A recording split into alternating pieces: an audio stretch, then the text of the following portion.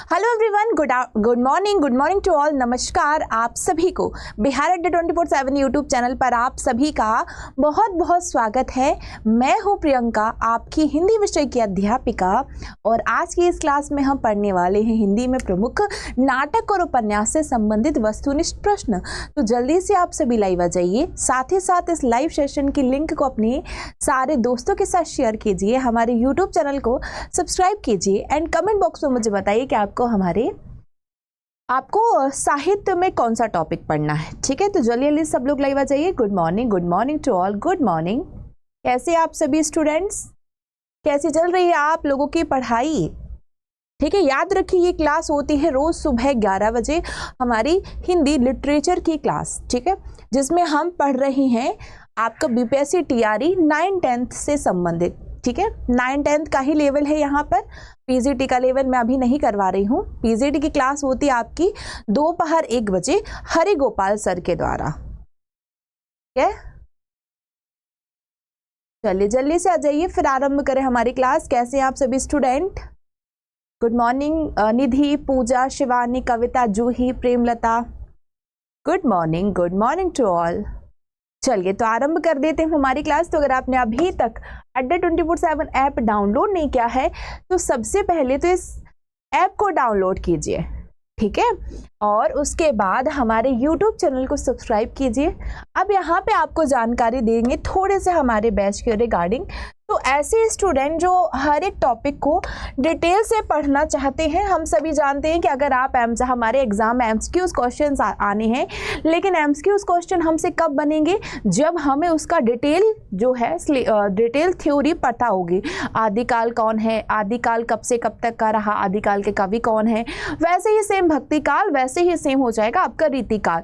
तो जिसको भी डिटेल से पढ़ना है वो हमारे बैच को खरीद सकता है।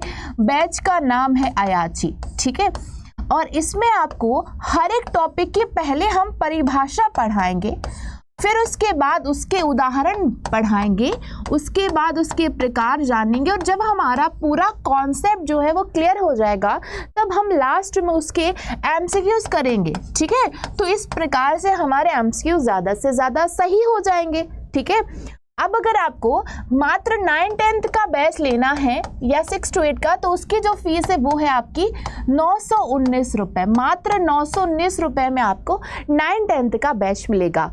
और मान लो आप 6 to 8 का अलग अलग लेना चाहते हैं, 6 to 8 का भी आपको मिलेगा। लेकिन अगर आप 6 to 8, 9, 10 एस्टेट सबका लेना चाहते हैं एक ही बार में, तो वो है आपका 2299 का। डिस्काउंट कोड है Y646।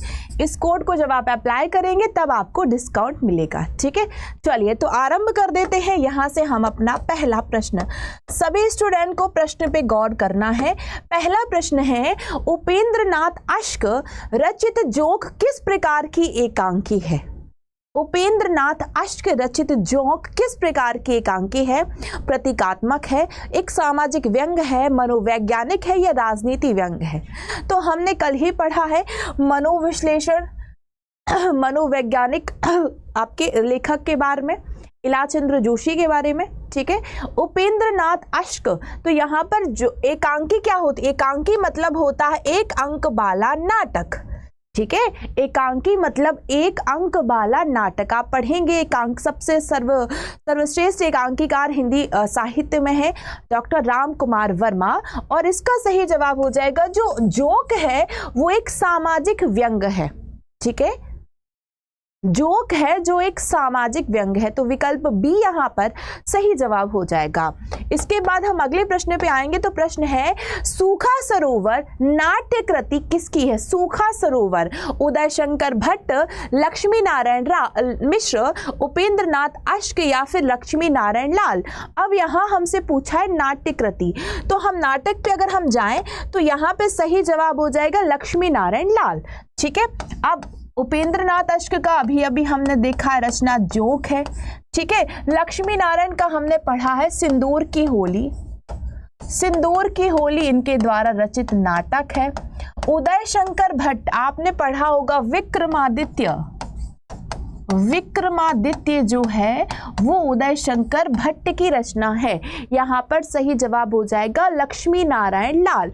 अब बहुत सारे स्टूडेंट हैं जो लक्ष्मी नारायण लाल और लक्ष्मी नारायण मिश्र में अक्सर कंफ्यूज होते हैं, तो ये आपको याद रखना, ये सिंदूर की होली इनके लेखक हैं और आप पढ़ेंगे लक्ष्मी नारायण।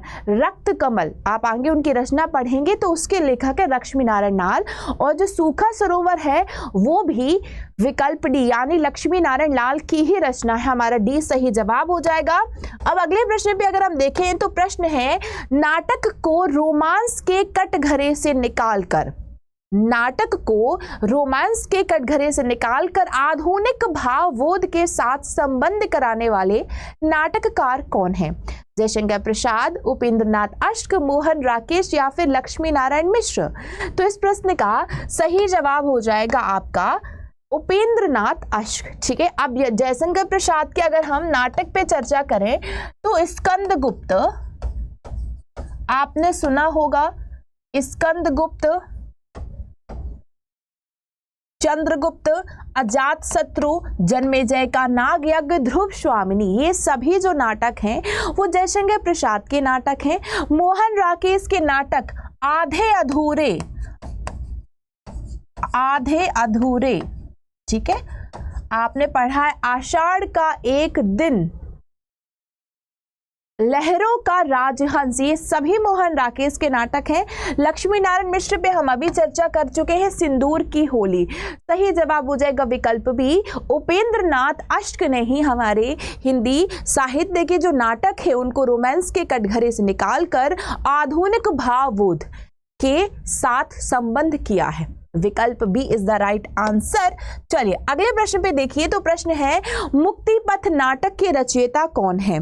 लाला श्रीनिवास दास, उदय शंकर भट्ट, जयशंकर प्रसाद या फिर हरि कृष्ण प्रेमी। सभी को जवाब देना है। मुक्तिपथ नाटक के रचयिता पूछा गया है तो लाला श्रीनिवास दास का अगर हम नाटक पे चर्चा करें तो वो है संयोगिता स्वयंवर। ठीक है, लाला श्रीनिवास दास का ही नाटक है संयोगिता स्वयंवर। अब यहाँ पे आप लोग थोड़े से कंफ्यूज होंगे। ठीक है, कल हमने पढ़ा था मुक्तिपथ, एक उपन्यास पढ़ा था मुक्तिपथ, याद है? सन्यासी पढ़ा था, मुक्तिपथ पढ़ा था। ठीक है, तो वो एक अलग विधा थी। यहाँ पर हम मुक्तिपथ नाटक की चर्चा कर रहे हैं। ठीक है, आप आगे पढ़ेंगे कि जो गौतम बुद्ध के जीवन पर आधारित है मुक्तिपथ, जिसके लेखक है उदय शंकर भट्ट।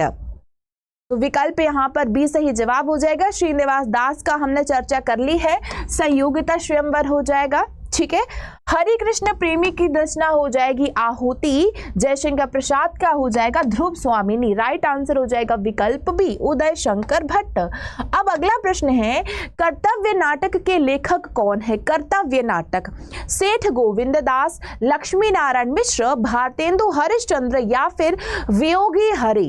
बताइए, कर्तव्य नाटक के ही सबसे ज्यादा प्रश्न यहाँ पर हमारी क्लासेस में हो रहे हैं। ठीक है, तो अगर हम यहाँ पर अन्य कवियों की चर्चा करें, ठीक है, अन्य कवियों की चर्चा करें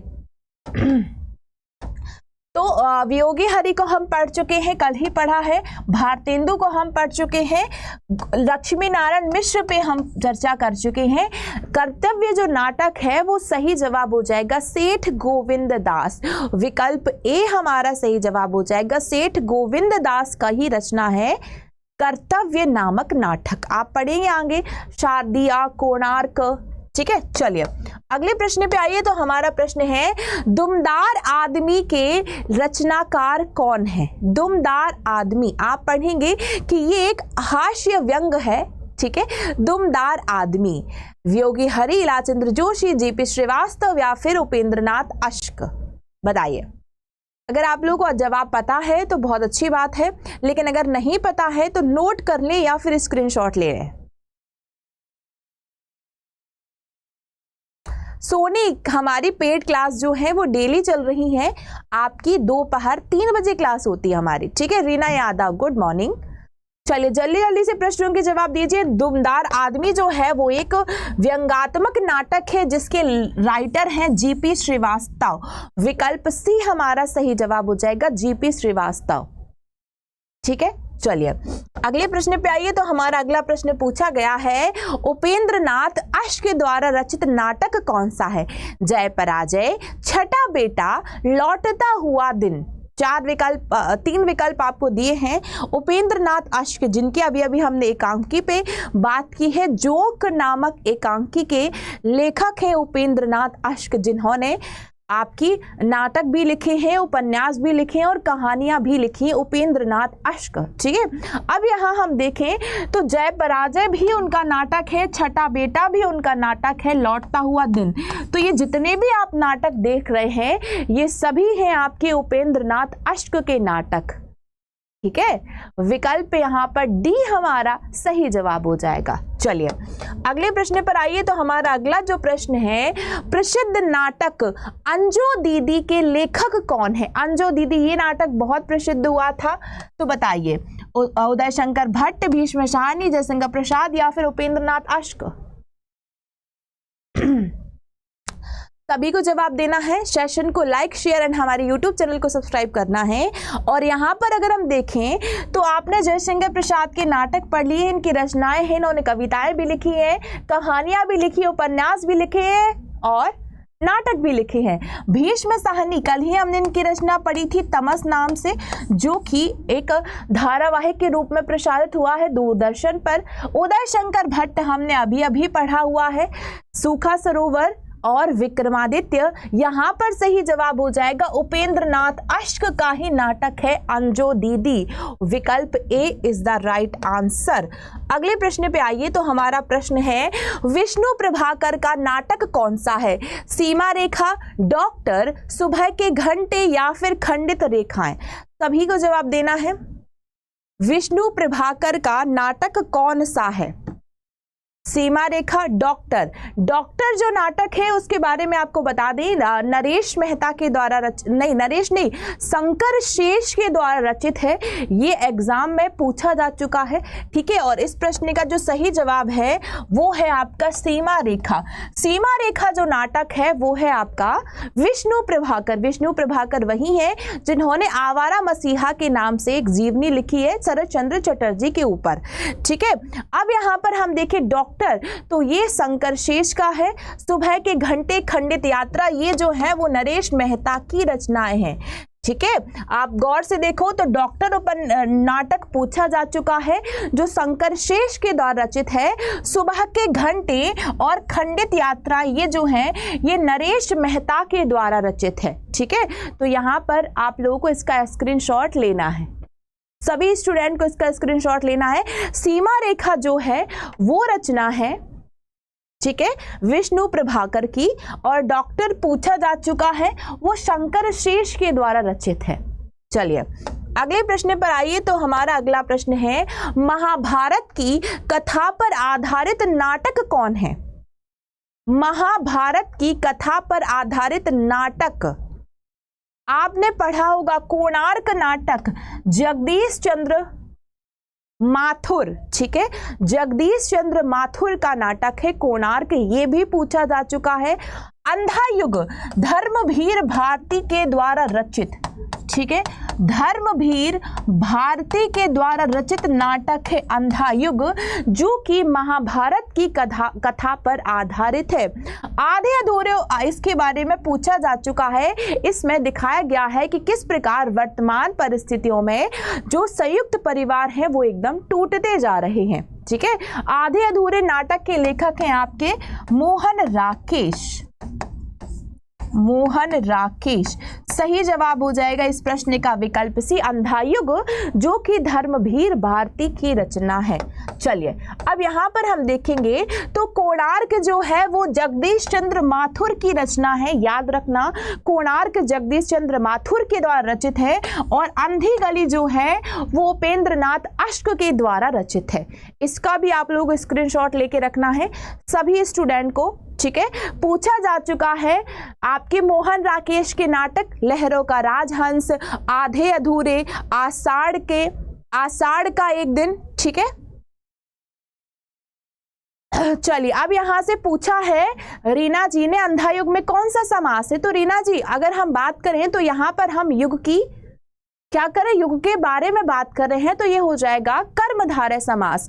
अंधा है जो युग, अंधा है जो युग, तो ये होगा आपका कर्मधारय समास। ठीक है, चलिए नेक्स्ट क्वेश्चन पे आइए। तो नेक्स्ट क्वेश्चन है अब हमारा, अंधा युग किसकी रचना है? ठीक है, अंधा युग किसकी रचना है? अब यहाँ पे देखेंगे तो सुमित्रा नंदन पंत की बात हो रही है। बहुत सारी कविताएं हैं इनकी, वीणा, पल्लव, ग्रंथि, चिदंबरा। ठीक है, यशपाल के उपन्यास हमने पढ़ चुके हैं, झूठा सच, दादा कॉमरेड कल ही हमने पढ़ा हुआ है। ठीक है, भारतेंदु हरिश्चंद्र का नाटक है अंधेर नगरी।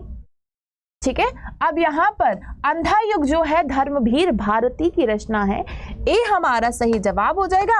अगले प्रश्न पे देखेंगे तो प्रश्न है, निम्नलिखित नाटककारों में से ऐसे ऐतिहासिक नाटककार कौन है? ठीक है, अब यहाँ पर अगर ऐतिहासिक नाटककार की बात करें तो माने जाते हैं जयशंकर प्रसाद। ठीक है, उन्होंने ऐतिहासिक नाटक लिखे हैं, स्कंदगुप्त पे लिखा है, चंद्रगुप्त पे लिखा है। ठीक है, लेकिन अगर इन विकल्पों में से हम देखें, इन विकल्पों में से हम देखें तो ऐतिहासिक नाटककार, हर बार आपको प्रश्न क्या करना है, विकल्प को देखना है। विकल्प के आधार पर अगर हम इन प्रश्नों में से देखें तो डॉक्टर राम कुमार वर्मा को ही ऐतिहासिक नाटककार के नाम से जाना जाता है। देखो, ऐतिहासिक नाटककार बहुत हैं, ठीक है, बहुत सारे हैं, लेकिन यहाँ पर हम विकल्प डी को प्रायोरिटी देंगे, डॉक्टर राम कुमार वर्मा। ठीक है, अगर हमें इन सभी में से चुनना है तो हम विकल्प डी को ही टिक करेंगे।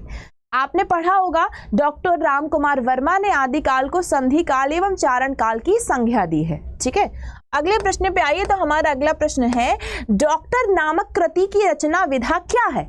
डॉक्टर जो अभी अभी हमने पढ़ा है, शंकर शेष इसके लेखक हैं। शंकर शेष पूछा जा चुका है ये प्रश्न। तो जो डॉक्टर नामक कृति है वो क्या है? वो एक नाटक है। विकल्प ए हमारा कोणार्क शारदिया, ये पूछे जा चुके हैं, जगदीश चंद्र माथुर के नाटक हैं। डॉक्टर नाटक जो है वो शंकर शेष के द्वारा रचित है। ठीक है, और एक नाटक है, ये हमारा सही जवाब हो जाएगा। अगले प्रश्न पर आएंगे तो हमारा प्रश्न है, मोहन राकेश के किस नाटक में रचनाकार और राजसत्ता के जटिल संबंध को दर्शाया गया है? ध्यान से देखो, 4 विकल्प हैं। मोहन राकेश के किस नाटक में रचनाकार और राजसत्ता के जटिल संबंध दर्शाए हैं? ठीक है, तो लहरों का राजहंस, आधे अधूरे, आषाढ़ का एक दिन, पैर तले की जमीन, तो ये सभी नाटक जो है मोहन राकेश के ही नाटक हैं। और यहाँ पर जो विकल्प बी है, आषाढ़ का एक दिन, इसमें रचनाकार और राजसत्ता के मध्य जटिल संबंध को दर्शाया गया है। तो इसका सही जवाब हो जाएगा आषाढ़ का एक दिन। याद रखो, ये सारे जो नाटक हैं वो मोहन राकेश के द्वारा ही रचित हैं। ठीक है, अगले प्रश्न पे आइए। तो हमारा अगला प्रश्न पूछा गया है, नील देवी किसकी रचना है? नील देवी धर्मवीर भारती, भारतेंदु हरिश्चंद्र, यशपाल या फिर सुमित्रा नंदन पंत? अब हम एक एक करके देखें तो मैंने आप लोगों को यूट्यूब पे डेमो क्लासेस में आपको भारतेंदु युग पढ़ाया हुआ, उनकी रचनाएं पढ़ाई हुई है। अंधेर नगरी, भारत दुर्दशा, विद्या सुंदर, पाखंड विडंबन, ये सभी रचनाएं हैं भारतेंदु हरिश्चंद्र की। तो यहाँ पर नील देवी जो है भारतेंदु की रचना है। ठीक है, धर्मवीर भारती अभी हम पढ़ चुके हैं, उपन्यास भी इनके बहुत सारे हैं। सूरज का 7वां घोड़ा, ठीक है, सबसे ज्यादा प्रसिद्ध कौन सा है? गुनाहों के देवता। यशपाल को हम पढ़ चुके हैं, दादा कॉमरेड, और झूठा सच में पंत को भी हम पढ़ चुके हैं। अगले प्रश्न पर हम आएंगे तो हमारा प्रश्न है, कौन सा नाटक जो है वो मोहन राकेश द्वारा रचित नहीं है? लहरों की राजहंस, रक्त कमल, आधे अधूरे, आषाढ़ का एक दिन। तो जो स्टूडेंट शुरू से क्लास में देखा है तो मैंने आपको एक राइटर और उनकी रचना बताई थी, याद करो, थोड़ा सा दिमाग पे जोर डालो। शुरुआत में ही मैंने बताया था, लहरों के राजहंस मोहन राकेश का है, ये सबको पता है। आधे अधूरे मोहन राकेश का है, सबको पता है।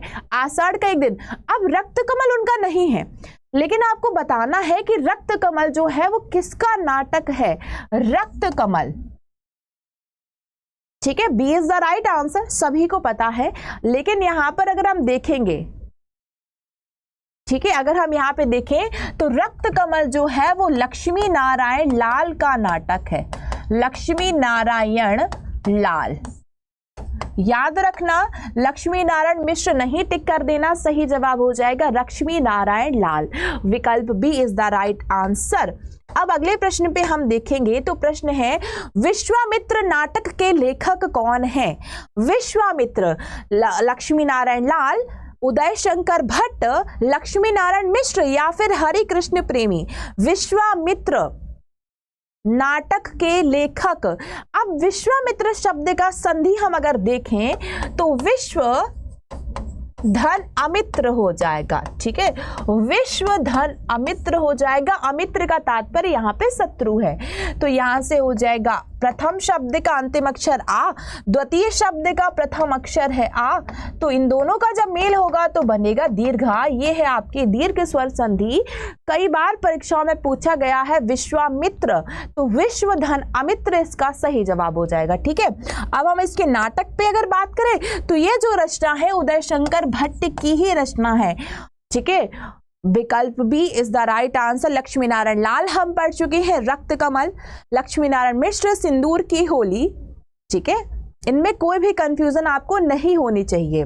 अगले प्रश्न को हम उठाएंगे तो हमारा प्रश्न है बंधन नाटक के लेखक कौन है? बंधन लक्ष्मी नारायण लाल, उदय शंकर भट्ट, लक्ष्मी नारायण मिश्र या फिर हरि कृष्ण प्रेमी। सभी को जवाब देना है। चलिए, पुष्पा कुमारी बार बार परेशान हो रही है सिविल कोड का क्लास कब चलता है। पुष्पा जी, समय के अभाव के कारण अभी क्लासेस जो है मर्ज होके चल रही है, तो दोपहर 2 बजे मैं आप लोगों को व्याकरण पढ़ाती हूँ, तो जिसके भी एग्जाम में व्याकरण आती है वो उस क्लास को जरूर देखें दोपहर 2 बजे। टीजीटी में भी ग्रामर आती है, पीजीटी में भी आती है, 6 to 8 में भी आती है, एस्टेट पेपर 1 में, पेपर 2 में और सिविल कोड में, सभी में ग्रामर पूछी जाती है। ठीक है, अगर हम यहाँ पर देखें तो बंधन नाटक के लेखक है हरि कृष्ण प्रेमी। विकल्प डी इसका सही जवाब हो जाएगा, हरि कृष्ण प्रेमी। Very good everyone. अगले प्रश्न पे आइए तो हमारा प्रश्न है कोणार्क, शारदिया और पहला राजा नाटकों के नाटककार गिरिराज किशोर, जगदीश चंद्र माथुर, मोहन राकेश या रमेश बख्शी। बताइए, सभी को जवाब देना है। ठीक है, गौर करिए, यहां पर हम एक एक जो प्रश्न पढ़ रहे हैं वो किसी ना किसी परीक्षा में पूछा ही गया है। ठीक है, अब यहाँ पर अगर हम देखें तो जैसे मैंने कई बार बताया है कि ये पूछा जा चुका है, कोणार्क और शारदिया नाटकों के लेखक कौन है? कोणार्क और अच्छा, घेरा नहीं लगाए, चलिए नहीं लगाते हैं घेरा। यहाँ पर अगर हम देखें तो इनके सही आंसर हो जाएगा जगदीश चंद्र माथुर की रचनाएं है कोणार्क, शारदिया और पहला राजा। ठीक है, अगले प्रश्न पर आइए। अगला प्रश्न हो जाएगा हमारा मोहन राकेश द्वारा रचित नाटक है पैर तले की जमीन, आधे अधूरे, लहरों का राजहंस। तो नो डाउट यहाँ पर सही जवाब हो जाएगा उपर्युक्त सभी जितने भी नाटक हैं वो सभी मोहन राकेश के ही नाटक हैं। ठीक है, अगले प्रश्न पे आइए तो हमारा प्रश्न है अमृतलाल नागर ने सूरदास के जीवन पर आधारित खंजन नयन उपन्यास के अतिरिक्त और कौन से नाटक की रचना की है? यहाँ पर नाटक की बात हो रही है। हमने कल पढ़ा है अमृतलाल नागर के बारे में जिन्होंने उपन्यास लिखा है, सूरदास के ऊपर लिखा है वो है आपका खंजन नयन, और तुलसीदास के ऊपर लिखा है वो है मानस का हंस। ठीक है, यहां उनसे उनका नाटक पूछा गया है। किसी को आइडिया है? Very good Deepa, very good. ठीक है, तो इसका सही जवाब हो जाएगा चढ़त न दूजो रंग। ये उनके द्वारा रचित एक नाटक है, चढ़त न दूजो रंग। विकल्प सी हमारा सही जवाब हो जाएगा। चलिए, अगले प्रश्न पर आइए तो हमारा प्रश्न है धरती और आकाश के रचनाकार कौन है? मन्नू भंडारी, लक्ष्मी नारायण लाल, शंभुनाथ सिंह या फिर मुद्रा राक्षस। तो एक राइटर का पूछा जा चुका है तिल चट्टा। तिल चट्टा के लेखक कौन है? तो वो है मुद्रा राक्षस। मुद्रा राक्षस एक रचना का भी नाम है और एक रचनाकार का भी नाम है। ठीक है, मन्नू भंडारी सबसे ज्यादा उनकी प्रसिद्ध रचना है आपका बंटी, महाभोज।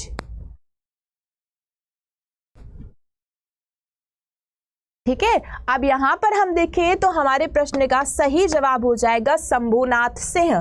धरती और आकाश ये जो रचना है वो शंभुनाथ सिंह की रचना है। मुद्रा राक्षस की रचना है तिलचट्टा। लक्ष्मी नारायण लाल की रचना अभी अभी पढ़ी रक्त कमल। मन्नू भंडारी के बहुत सारे उपन्यास भी लिखे हैं। ठीक है, अभी हम आगे जाके उनके नाटक भी पढ़ेंगे। विकल्प सी धरती और आकाश। अगले प्रश्न पर आइए तो हमारा प्रश्न है लक्ष्मी नारायण लाल के नाटक कौन कौन से हैं? बताइए। कर्फ्यू, मादा कैक्टस, अब्दुल्ला दीवाना। यहाँ पे आप पढ़ेंगे मादा कैक्टस जो है इसके बारे में प्रश्न पूछा जा चुका है। मादा कैक्टस किसकी रचना है?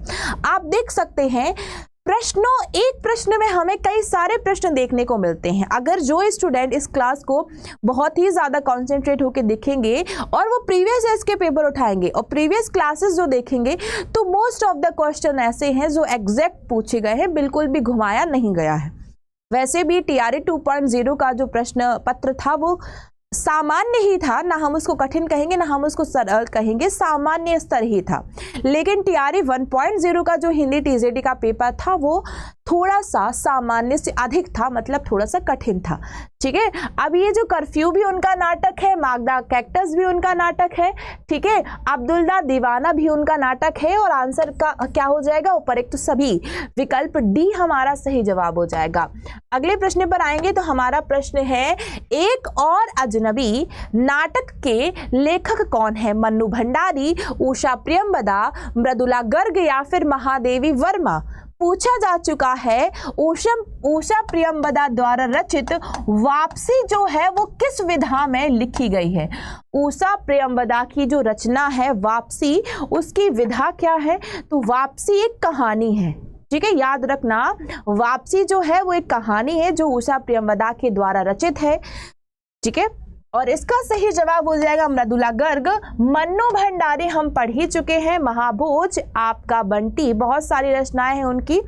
महादेवी वर्मा जिनको आधुनिक मीरा के नाम से जाना जाता है, इन्होंने कहानियां भी लिखी है, संस्मरण भी लिखे हैं और कविताएं भी लिखी हैं। ठीक है, राइट आंसर हो जाएगा यहाँ पर मृदुला गर्ग।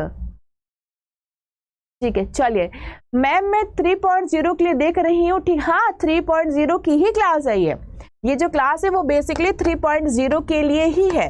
अगला प्रश्न है तिलचट्टा के रचनाकार कौन है? मुद्रा राक्षस, जयशंकर प्रसाद, भारतेंदु हरिश्चंद्र या फिर लक्ष्मी नारायण लाल। तो यहाँ पर तिलचट्टा के रचनाकार अभी अभी हमने बात की है, मुद्रा राक्षस है। ठीक है, प्रसाद की रचनाएं हैं जन्मेजय का नाग यज्ञ, अजात शत्रु, भारतेंदु हरिश्चंद्र अंधेर नगरी, भारत दुर्दशा, और लक्ष्मी नारायण लाल का है रक्त कमल। अगले प्रश्न पे आइए। बिना दीवारों का घर नाटक की लेखिका कौन है? बिना दीवारों का घर। मृदुला गर्ग, मन्नू भंडारी, शोभना भूटानी या फिर मृणाल पांडे। बताइए क्या हो जाएगा इस प्रश्न का सही जवाब? बिना दीवारों वाला घर, बिना दीवारों का घर नाटक की लेखिका कौन है? सभी को जवाब देना है, सेशन को लाइक शेयर भी करना है ताकि आपके जितने मित्र हैं उन सभी तक ये क्लासेस जो है पहुंच सके। Very good, well done everyone. चलिए, तो अगर हम यहाँ पर देखें तो ये जो रचना है वो मन्नू भंडारी की रचना है, बिना दीवारों का घर। विकल्प B is the right answer. चलिए आगे पढ़ेंगे अन्य कवियत्रियों के बारे में। विरुद्ध उपन्यास की लेखिका। अब यहाँ से प्रश्न आ गया आपका उपन्यास से। ठीक है, उपन्यास की बात हो रही है तो विरुद्ध उपन्यास की लेखिका कौन है? मृदुला गर्ग, मन्नू भंडारी, शोभना भूटानी या फिर मृणाल पांडे। बताइए। Very good, very good, very good. चलिए, तो विरुद्ध जो है वो एक उपन्यास है जो कि मृणाल पांडे के द्वारा रचित है। मृणाल पांडे। विकल्प D is the right answer. Screenshot लो इसका सभी स्टूडेंट। मृणाल पांडे की ही रचना है आपकी विरुद्ध, जो कि एक उपन्यास है। चलिए अगले प्रश्न पर आइए तो हमारा प्रश्न है नेफना की एक शाम। ये प्रश्न पूछा जा चुका है, PYQ है। नेफना की एक शाम नाटक के लेखक कौन है? ज्ञानदेव अग्निहोत्री, वियोगी हरि, काशीनाथ सिंह या फिर मुद्रा राक्षस? बताइए। सभी को जवाब देना। और ये जो स्टूडेंट हैं आपस में बात कर रहे हैं, आपसे निवेदन है अभी बात मत करो, क्लास हो जाओ उसके बाद आप बात करना। वैसे आप सभी खुद एक शिक्षक हैं तो आप सभी को वक्त की कीमत पता होगी। कुछ तो शिक्षक ऑलरेडी हैं, कुछ शिक्षक बनने वाले हैं। नेफना की एक शाम नाटक किसका है? इसका सही जवाब हो जाएगा ज्ञानदेव अग्निहोत्री। ज्ञानदेव अग्निहोत्री की रचना है नेफना की एक शाम। विकल्प A is the right answer. Very good everyone. चलिए जितेंद्र पासवान जी, हम आपके काफी कमेंट्स पढ़ते आए हुए हैं और आपका बहुत बहुत शुक्रिया कि आप मुझे बता देते हैं कि कहाँ पे मैंने कौन सी त्रुटि की है। आप भी जानते हैं कि काफी सारे उपन्यास नाटक याद करने के कारण एक ना एक जो है मुझसे कभी कभी मिस हो जाता है, लेकिन मैं देखती हूँ कि आप मेरी हर गलती को सही कर देते हैं। आपका तहे दिल से बहुत बहुत शुक्रिया जितेंद्र जी। ठीक है, चलिए अगले प्रश्न पे आएंगे। तो हमारा अगला प्रश्न है कि रस गंधर्व बुलबुल सराय और खेला पोलमपुर नाटक किसके हैं? पूछा जा चुका है। खेला पोलमपुर नाटक के लेखक सर्वेश्वर दयाल सक्सेना, कमलेश्वर, मणि मधुकर या कामता नाथ? बताइए। सभी को जवाब देना है। रस गंधर्व बुलबुल सराय और खेला पोलमपुर के, देखो आप लोग अभी तक जानते हो सर्वेश्वर दयाल सक्सेना को कुआनो नदी के लिए। कुआनो नदी जो रचना है वो सर्वेश्वर दयाल सक्सेना की है। कमलेश्वर को आप जानते हो, उनके उपन्यास कितने पाकिस्तान आपने सभी ने सुना होगा। ठीक है, कामता जी की रचना है आपने सुनी होगी घर संसार। और यहां पर सही जवाब हो जाएगा रस गंधर्व बुलबुल सराय और खेला पोलमपुर के जो लेखक है वो है मणि मधुकर। विकल्प C is the right answer, Mani Madhukar. Screenshot लीजिए इसका सभी स्टूडेंट। मणि मधुकर की रचना है रसगंधर्व बुलबुल सराय और खेला पोलमपुर। क्लियर? चलिए, well done everyone, well done. Screenshot जरूर लेके रखना है आप लोगों को। अगले प्रश्न पे आएंगे तो प्रश्न है सर्वेश्वर दयाल सक्सेना का नाटक पूछा गया है हवालात, कल भात आएगा, गरीबी हटाओ। क्या हो जाएगा? क्या हो जाएगा इसका right answer? Very good. Sarveshwar Dayal Saxena का नाटक हवालात भी है, कल भात आएगा ये व्यंग्यात्मक नाटक है, गरीबी हटाओ। अब यहां पर विकल्प डी सही जवाब हो जाएगा। सर्वेश्वर दयाल सक्सेना को हम जानते हैं कुआनो नदी के लेखक के नाम से। ठीक है, याद रखो, पूछा जा चुका है कुआनो नदी के लेखक कौन है, वो है सर्वेश्वर दयाल सक्सेना। विकल्प यहां पर डी सही जवाब हो जाएगा। चलिए अगले प्रश्न पे आइए। हमारा अगला प्रश्न है अंधों का हाथी एक था गधा किसके नाटक है? शरद जोशी, रमेश बख्शी, गोविंद चातक या इनमें से कोई नहीं? बताइए। सभी को जवाब देना है। क्या हो जाएगा इस प्रश्न का सही जवाब? अंधों का हाथी एक था गधा नाटक किसके द्वारा रचित है? तो सबसे पहली बात, ये नाटक है, विधाएं सीधी सीधी पूछी जाती हैं, जैसे अभी अभी पूछा गया था।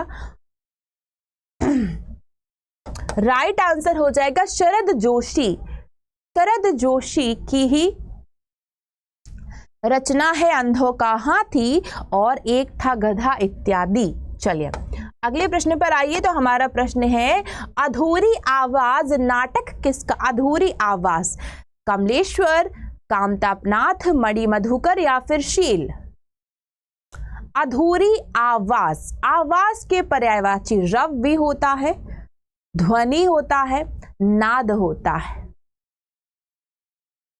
आवाज। Very good, very good. तो अभी अभी हमने पढ़ा है मणि मधुकर की रचना हमने देख ली है। ठीक है।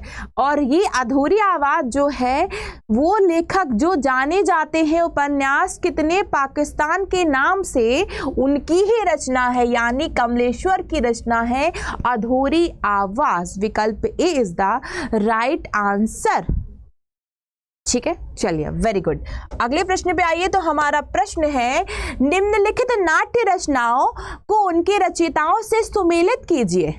ठीक है, अब यहाँ पे कुछ नाटक है, उनकी रचनाएं हैं जो हमें सही सही बतानी है। प्रद्युम्न विजय व्यायोग, नल दमयंती स्वयंवर, दुर्लभ बंधु और नेत्रोन्मीलन। तो अगर हम यहाँ पे मैच करें तो दुर्लभ बंधु भारतेंदु की रचना है, ये उनका एक बांग्ला भाषा का अनुवादित है। ठीक है, नेत्रोन्मीलन मिश्र बंधु का ही है, नल दमयंती बालकृष्ण भट्ट का है और ये हरिऔध।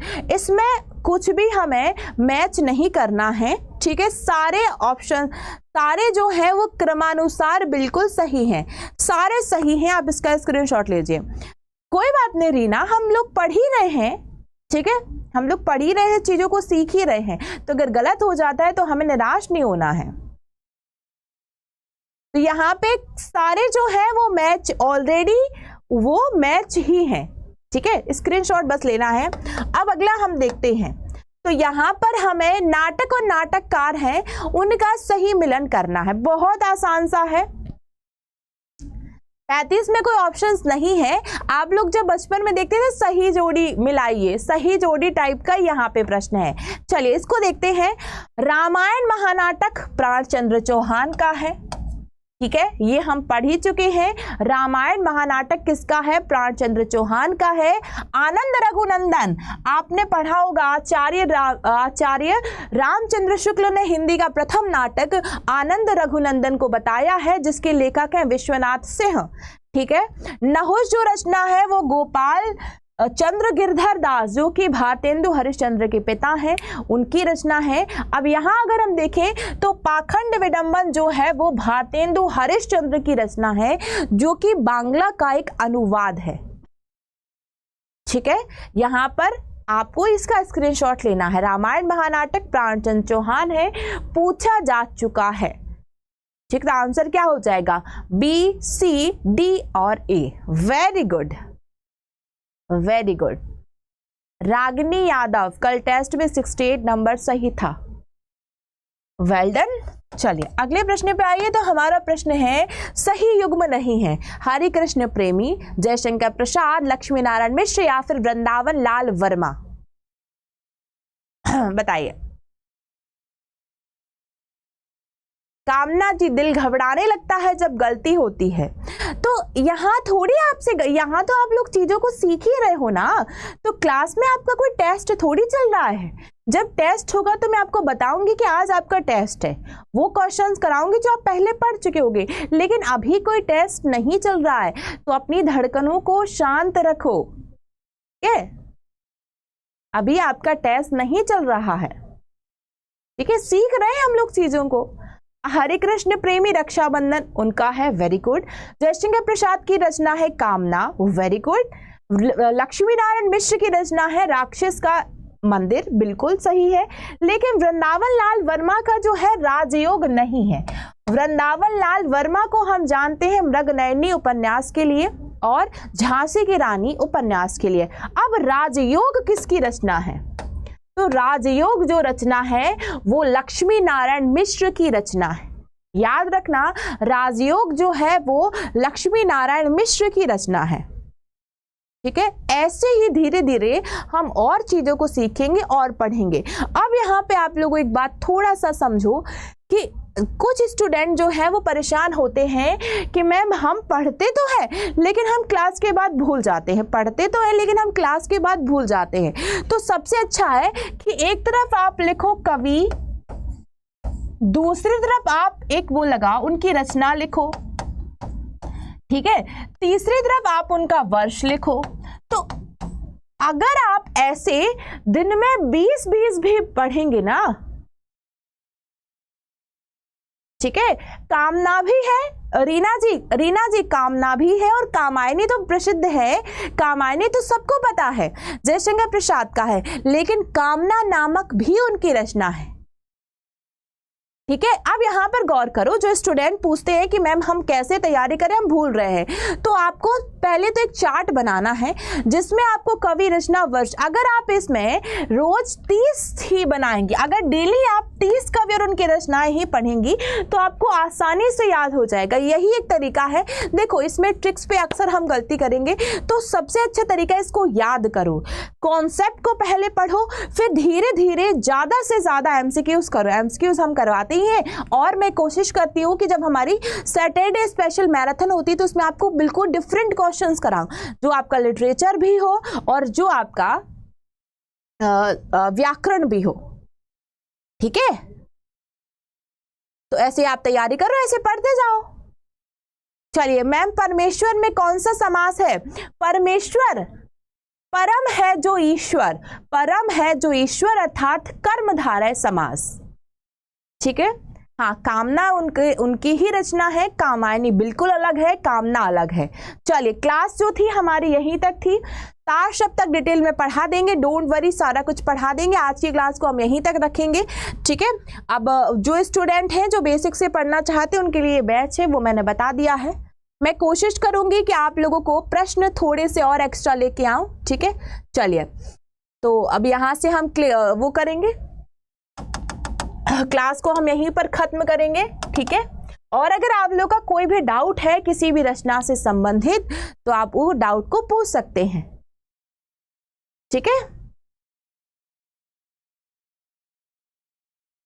कोई बात नहीं, हम सब भूलते हैं, ऐसा नहीं कि केवल आप ही भूल रहे, मैं भी भूलती हूं, लेकिन जब बार बार पढ़ेंगे तो हम नहीं भूलेंगे। ठीक है।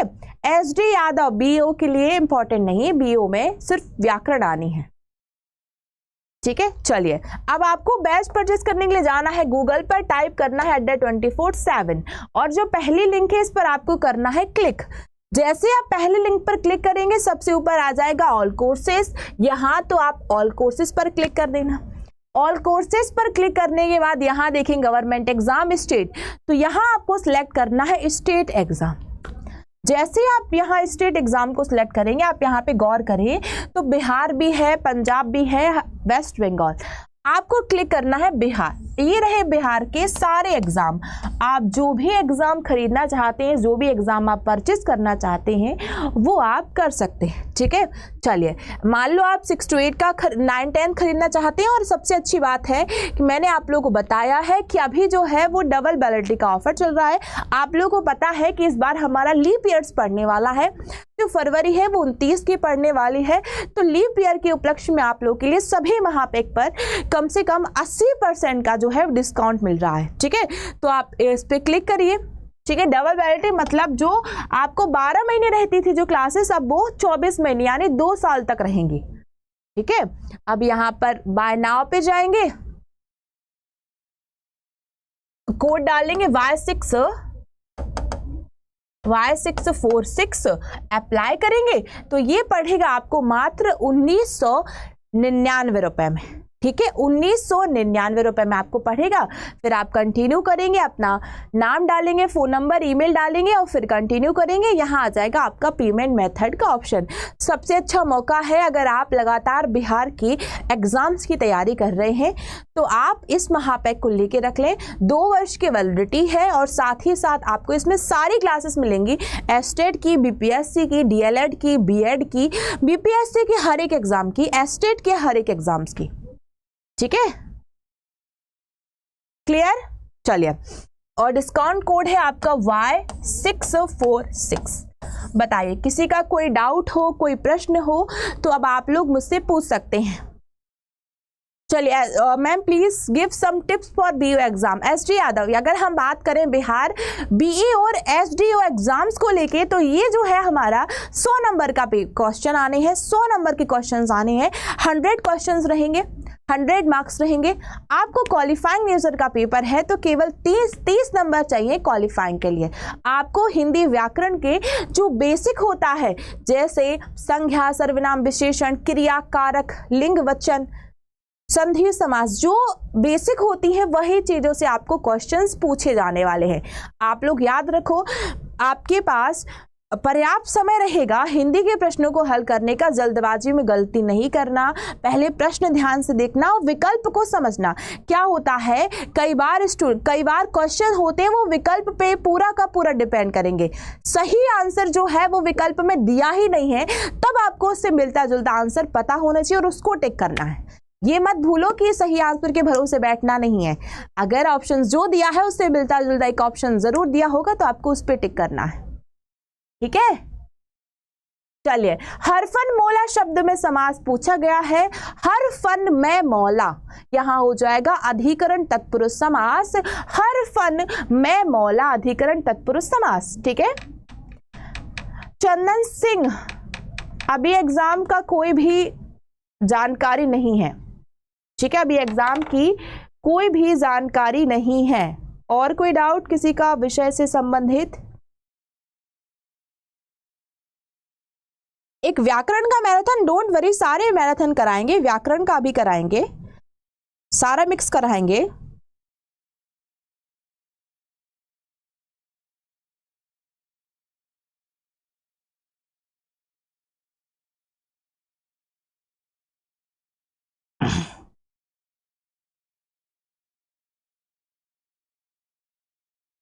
चलिए, किसी का कोई डाउट है, कोई क्वेश्चन है तो पूछ सकते हैं।